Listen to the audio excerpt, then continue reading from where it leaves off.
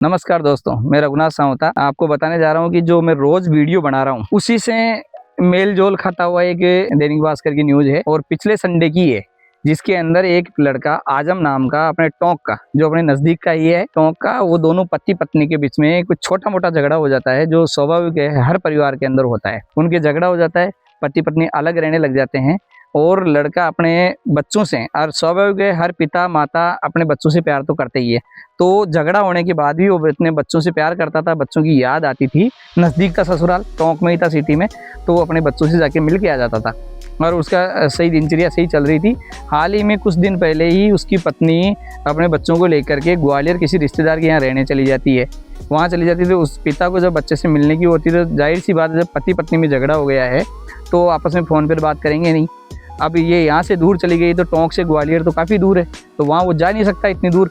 तो उस परिस्थिति में वो आदमी डिप्रेशन में आकर के, मानसिक दबाव के अंदर आकर के वो आत्महत्या कर लेता है, फंदे से झूल जाता है। तो मैं समाज के लोगों से पूछना चाहता हूँ या कानून के जो जानकार उनसे पूछना चाहता हूँ कि पिता को एक बच्चे से मिलने का अधिकार नहीं है क्या? इतना भी उसको हक नहीं है कि वो जाकर के उससे मिल सके, उसके साथ कुछ समय व्यतीत कर सके?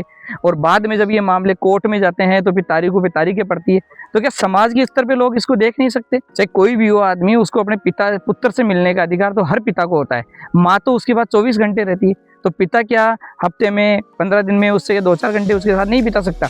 ये हर आदमी को अधिकार है, लेकिन समाज भी उसको अनदेखा करती है और न्यायालय भी उसको अनदेखा करते हैं। न्यायालय में मामला जाता है तो वो न्यायाधीश भी वकील से पूछता है कि क्या आपको इस पे आपत्ति नहीं है? अरे आप जिस कुर्सी पे बैठे हो उस कुर्सी पे बैठ के भी आप एक इंसान तो हो। जो न्यायाधीश बैठा वो भी एक इंसान है, जो सामने अधिवक्ता खड़ा है, प्रतिपक्ष और पक्ष, वो भी इंसान है, उनके भी बाल बच्चे हैं घर में। तो क्या उनको इतना नहीं सोचना चाहिए कि पिता को मिलने तक नहीं देते हैं? मिलने के लिए भी अनुमति मांगते हैं, उस पर भी बहस होती है। मिलने में कहीं की बहस है साहब? मिलने तो पिता का अधिकार है, उससे मिलने दिया जाए और इसको लंबा खींचने का मतलब ही नहीं बनता है। पारिवारिक जो मामले हैं, मेरा उद्देश्य भी यही है और मैं पूछना चाहता हूँ कि पारिवारिक मामलों को इतना लंबा खींचना चाहिए?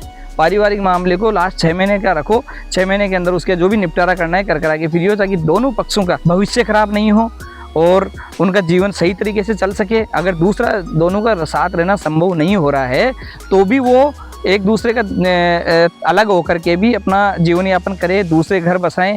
लेकिन आप अगर 25 साल की उम्र में एक मुकदमा होता है और उसका निपटारा 15 साल बाद होता है, निपटारा तो मान लिया सही के पक्ष में होगा, लेकिन 15 साल बाद जब होगा तब वो उसकी उम्र 40 साल हो जाएगी। अब उसके बाद उसके जीवन का कोई उद्देश्य बचेगा ही नहीं, कोई मतलब नहीं बचेगा। उसके बच्चे उसको जानेंगे नहीं, उसके बच्चे उसको पहचान ही नहीं पाएंगे, तो उनके अंदर से आत्माएं कैसे मिलेगी, एक दूसरे के प्रति भावनाएं कैसे उत्पन्न होगी?